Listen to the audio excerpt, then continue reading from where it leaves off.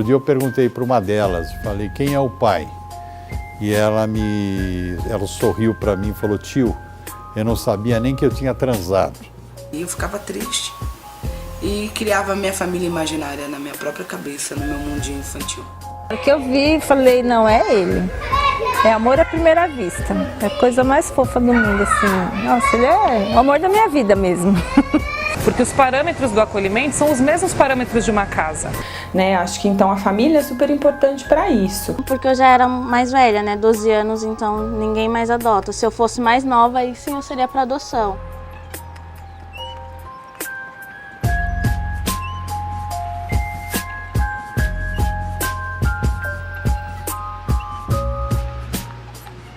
Eu morava com a minha mãe, né, com meus pais, e eu tinha 11 anos, aí minha mãe começou a usar drogas, aí ela não podia mais ficar comigo.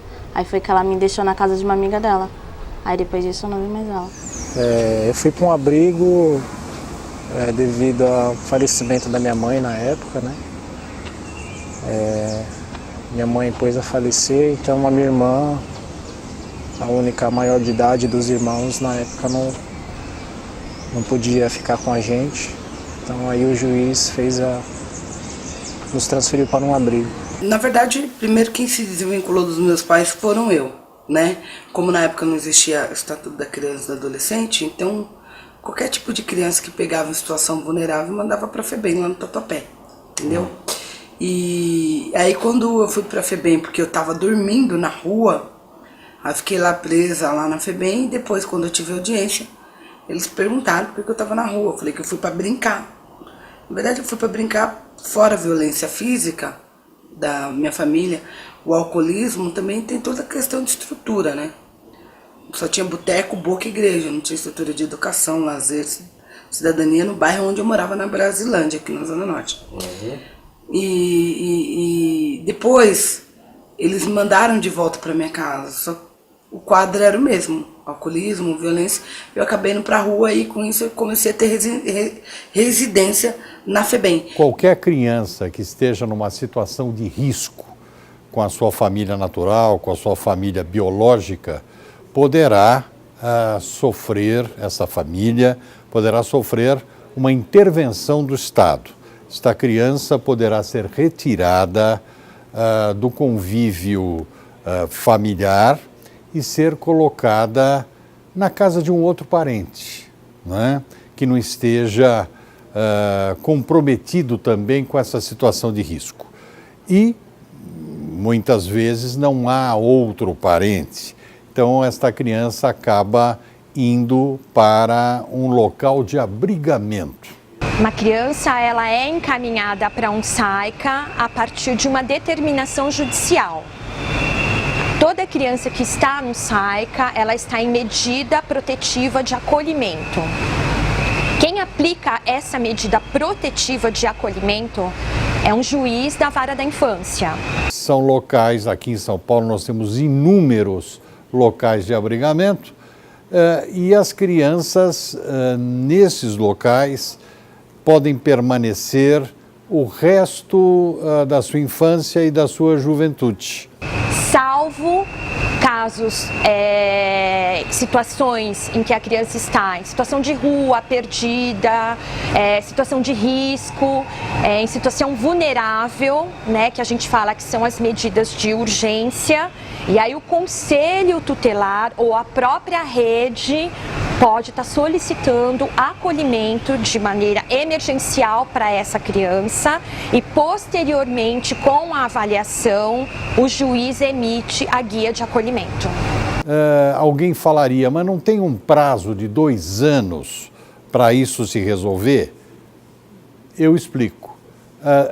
Em 2 anos, as crianças ou são colocadas em adoção ou são devolvidas para suas famílias biológicas se a situação de risco já cessou. Se não cessou, são colocadas em adoção. Daí você me diria, bom, mas então, colocadas em adoção, vão sair em 2 anos? Não, são colocadas em adoção. Poderá alguém querer adotá-las ou não.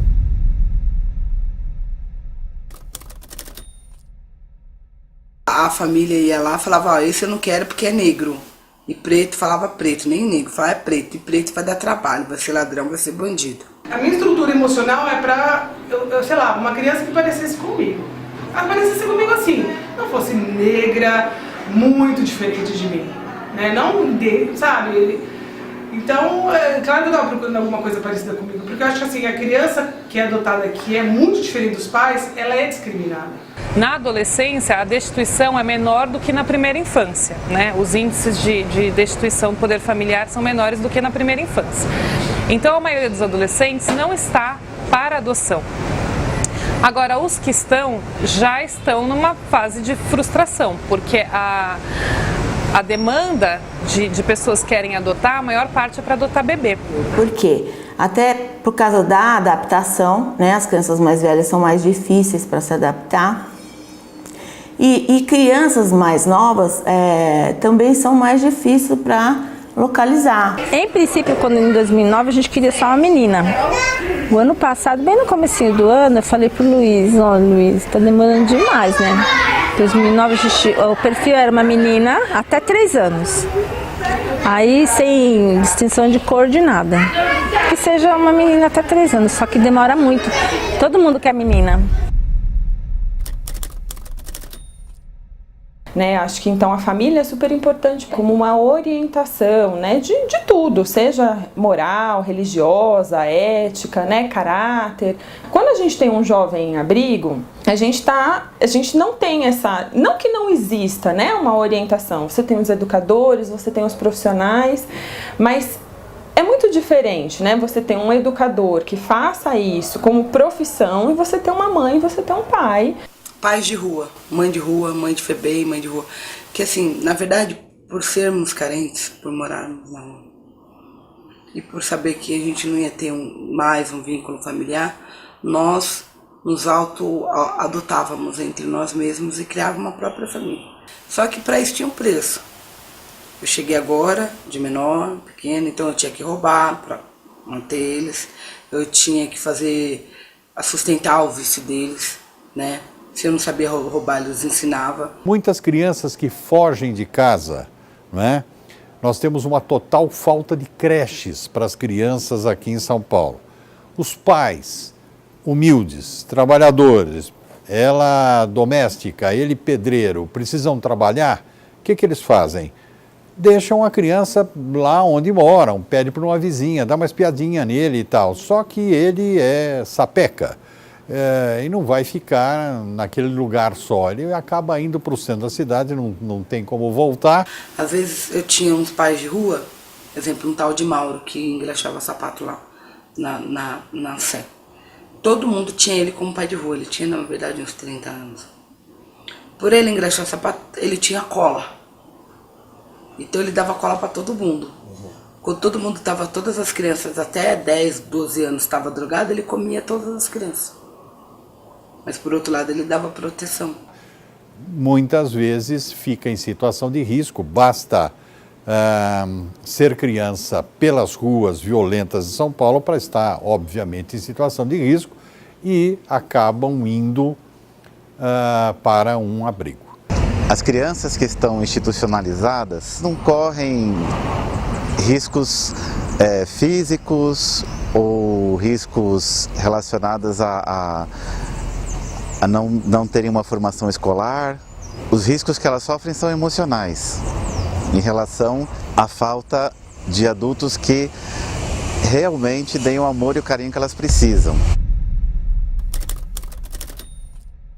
Na verdade é um processo bem moroso, né? As famílias se cadastram, tem uma lista. Em cima desse cadastro, assistente social, toda a área psicológica vai fazer uma entrevista com o casal para ver o perfil do casal e para ficar na ficha a criança que vai se adequar àquele casal. Só que eu acho que é muito lento, porque aqui em São Paulo, né, eu acho que tem muita papelada, muita gente entrando, é muito lento.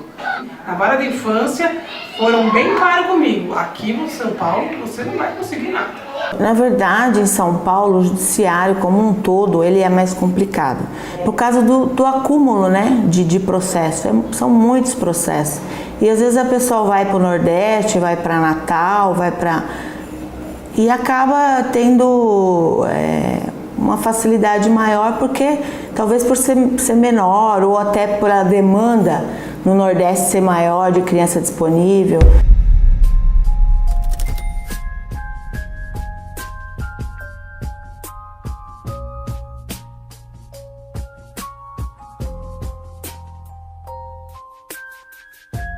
Orfanato, né, é uma nomenclatura que era, na verdade, de uma instituição, isso é a época do Código de Menores, onde ficavam as crianças órfãs, né? Abrigo já veio com essa nomenclatura após o Estatuto da Criança e do Adolescente, e hoje a nomenclatura é Serviço de Acolhimento Institucional para a Criança e Adolescente, que é o SAICA, que veio em cima de uma orientação nacional, né, do Conselho Nacional da Assistência Social e do Conselho Nacional dos Direitos da Criança e do Adolescente.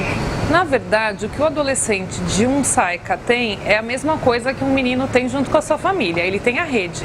A gente não faz dentro do serviço de acolhimento um gueto, onde ele vai ter alguma coisa diferente do que ele teria na vida cotidiana dele se ele tivesse com a família.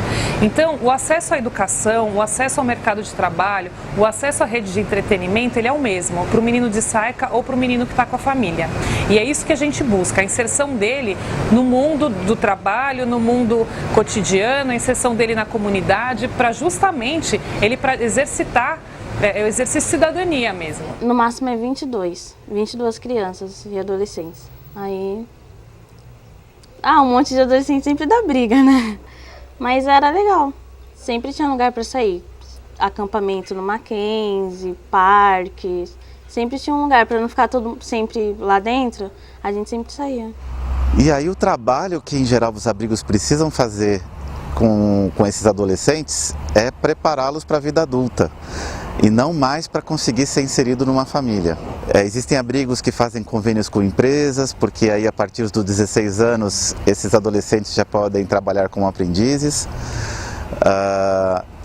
E montam algum esquema de república para quando eles completarem 18 anos conseguirem ter onde morar, já que eles vão ser obrigados a sair do abrigo.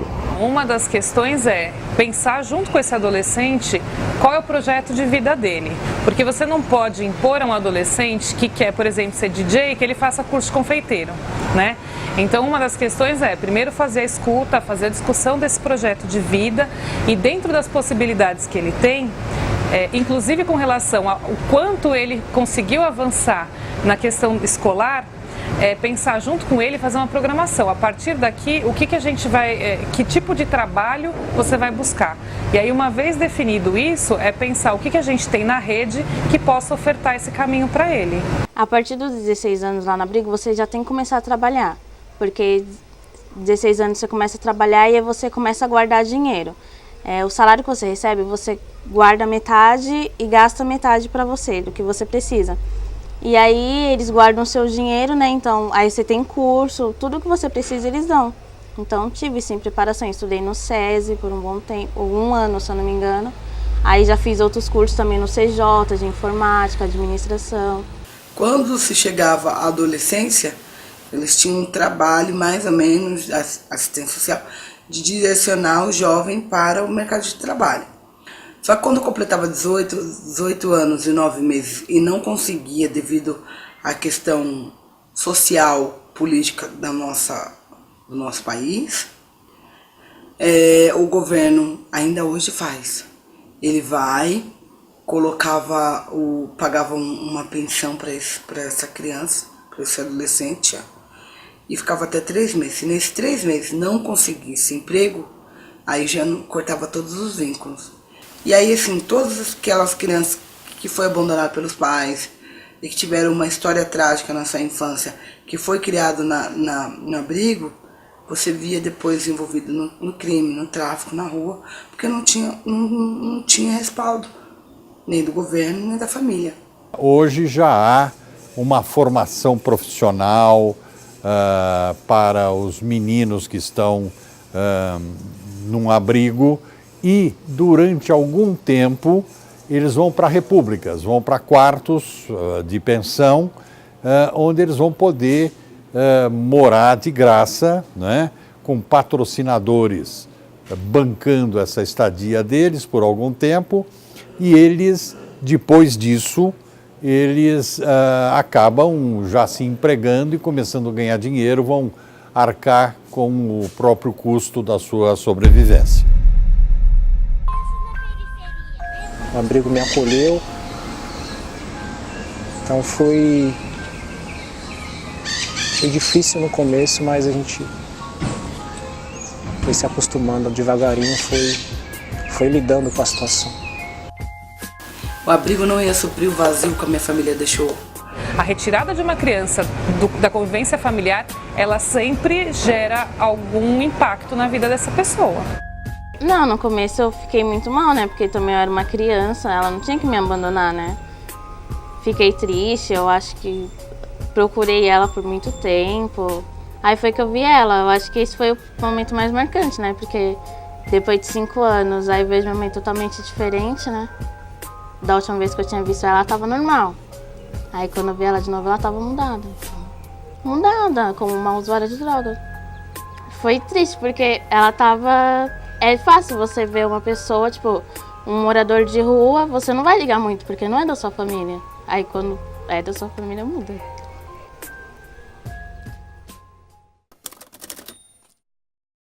É, porque assim, quando eu tava perto de eu sair, eu não sabia pra onde eu ia, né? Aí eu não sabia se eu ia pra uma pensão, uma república. E aí foi que o meu padrasto, né, o Nilson, ele começou a me ajudar. O pessoal do abrigo também me ajudou, só que eles compraram coisas, né, pra casa. E aí o Nilson foi que me ajudou a alugar o quarto. Aí foi com a ajuda dele, mesmo com o pessoal do abrigo também, que aí eles deixaram eu ficar um tempo mais do que eu deveria. Aí foi que eu vim pra cá. Bom, procurar emprego eu queria de administração, mas se for olhar bem mais pra frente, eu acho que eu quero 2 filhos, já tá trabalhando. É isso.